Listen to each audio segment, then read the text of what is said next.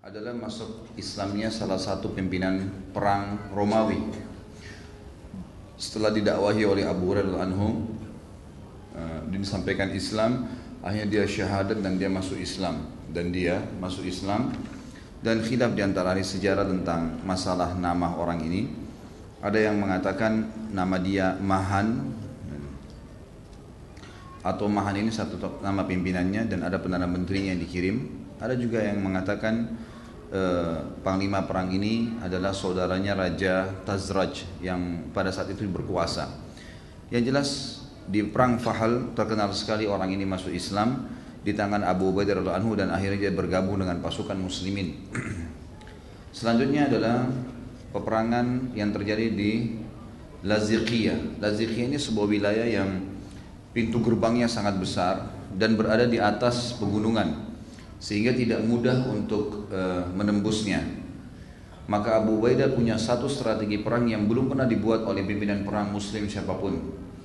Beliau menyuruh kaum muslimin untuk menggali lubang-lubang di sekitar pintu-pintu gerbang yang sangat banyak, dan itu dilakukan di malam hari pada saat musuh tidak ketahui.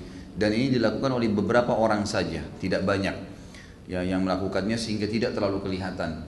Lalu kemudian Abu Ubaidah radhiyallahu anhu meletakkan di setiap lubang satu orang mujahid bersama kudanya, atau 2 atau 3 orang yang berjalan kaki. Jadi di setiap lubang mereka bersembunyi. Selepas sholat subuh mereka masuk ke dalam lubang-lubang tersebut. Lalu sisa pasukan, kurang lebih sepertiga dari pasukan yang bisa kelihatan dari atas benteng musuh, itu kelihatan dari jarak jauh memegang bendera seakan-akan meninggalkan wilayah Laziqiyah ini. Maka setelah melihat keadaan tersebut, musuh melihat dari kejauhan pasukan muslimin benar-benar pergi, kemahnya dibongkar semuanya. Tapi itu cuma sepertiga pasukan, sisanya sudah masuk di lubang-lubang yang ada di sekitar benteng-benteng, di sekitar pintu-pintu gerbang benteng tersebut. Dan lubang ini tidak kelihatan karena ditutupin. Digali, kemudian ditaruhlah selembar kain yang cukup besar. Kemudian di atas kain diletakkan juga sisa tumpukan tanah atau daun-daunan, sehingga memang tidak kelihatan. Pada saat musuh sudah merasa aman, mereka pun membuka pintu gerbang mereka dan mereka mulai beraktivitas seperti biasa, keluar masuk untuk mendatangi kota-kota yang lain.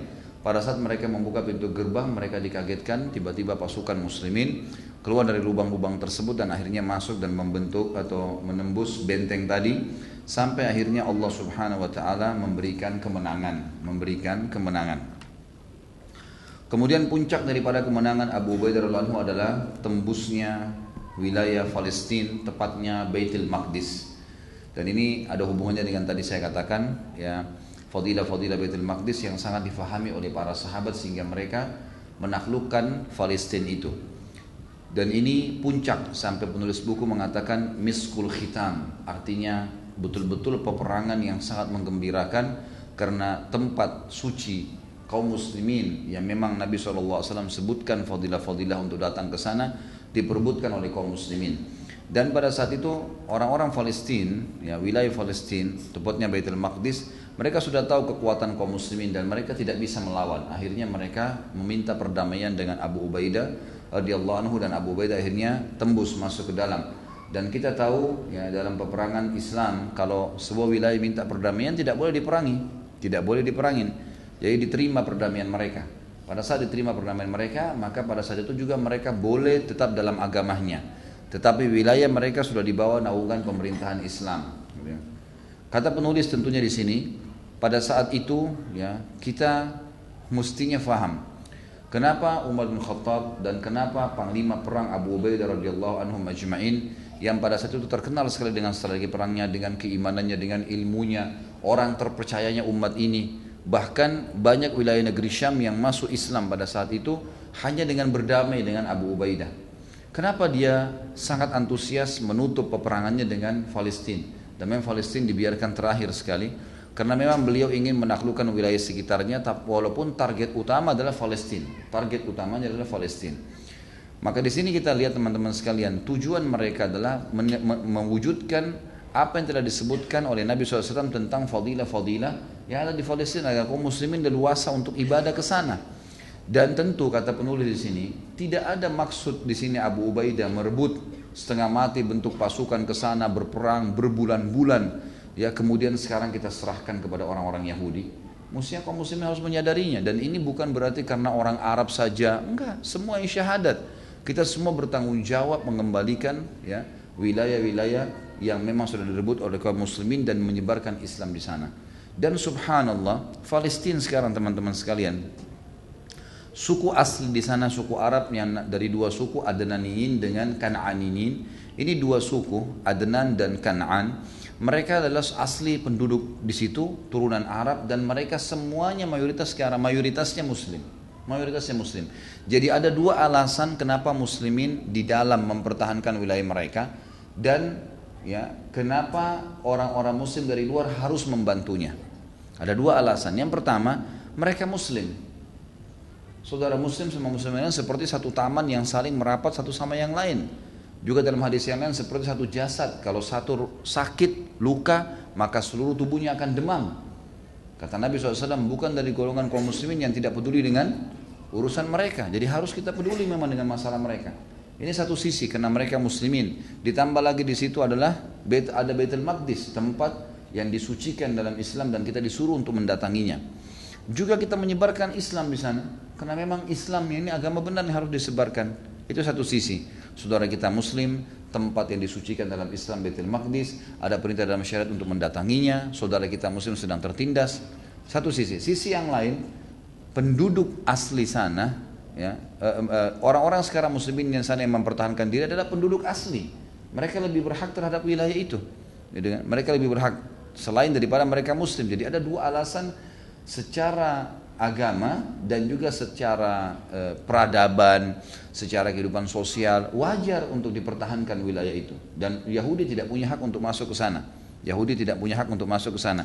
Karena waktu di zaman Musa alaihissalam pun, waktu Musa alaihissalam menyuruh Bani Israel untuk masuk, itu suku-suku asli Kan'an dan Adnan ini sudah ada, gitu kan? Sudah ada.